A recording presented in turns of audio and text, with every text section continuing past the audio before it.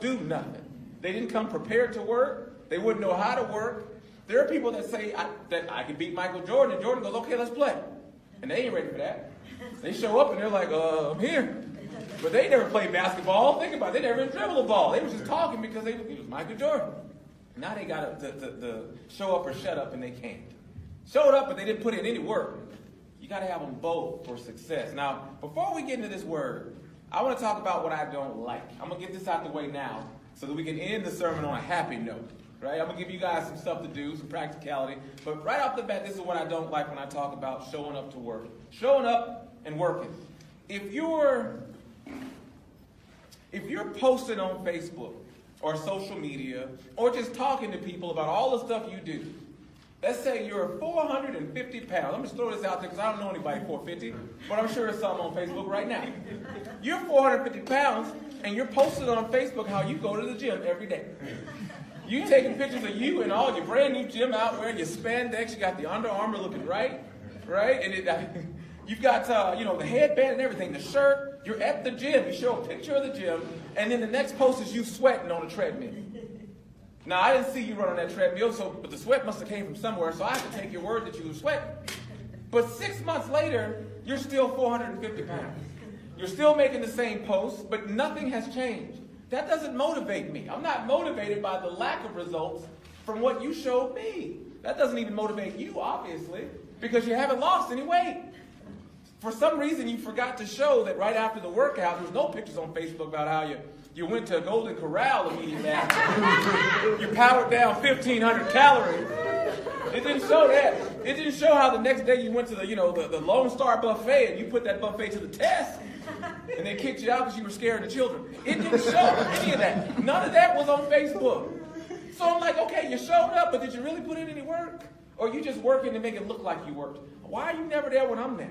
How come I can't never go with you? I'm not motivated by that. This is not the sermon I'm here to preach. Again, to me, that's selfish.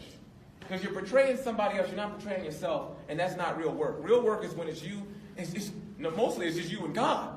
Because you're looking around like, where's all the other workers at? God's looking like, that's you. I sent you, Isaiah, right? You said, here I am, I sent you. And it's selfish for, it's a little thing, but it might be selfish for the spandex. Think about that, man. There is a stress test they put on those things, and you're stressing them out. Those little fibers in the spandex are holding on for dear life with the strength of 1,000 soldiers. Hold!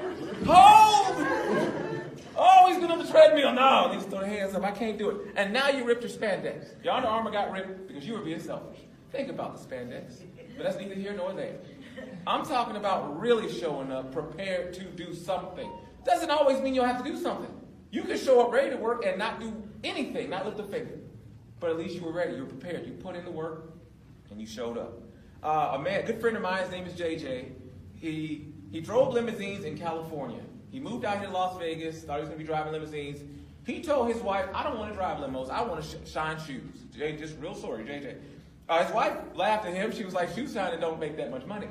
I know you used to shine shoes, but then we prayed for a better job, and you got it driving limos. So now you're going to drive limos. We are not shining any more shoes. We've moved on. We put in the work. He goes, I get it. He goes, but I love shining shoes. That's my thing. He goes to work driving for a limo company in Las Vegas, and one of his coworkers tells him, hey, you know what? Mr. Wynn is opening a casino. The Wynn Hotel is going to be open here pretty soon, and I'm sure that guy wears nice shoes, man. He's going to be living in the hotel. I heard he's going to be living at the hotel, so you might be able to go shine his shoes. JJ was like, I'm out. He doesn't quit his job, but he goes 8 o'clock he said, 7:30? 7:30 the next morning, he shows up at the Wynn. It's open. Encore hadn't opened yet. And he goes and waits for Mr. Wynn to come out at the executive office of the Wynn. And the receptionist is asking him what he's there for. He's like, I'm here to shine shoes for Mr. Wynn.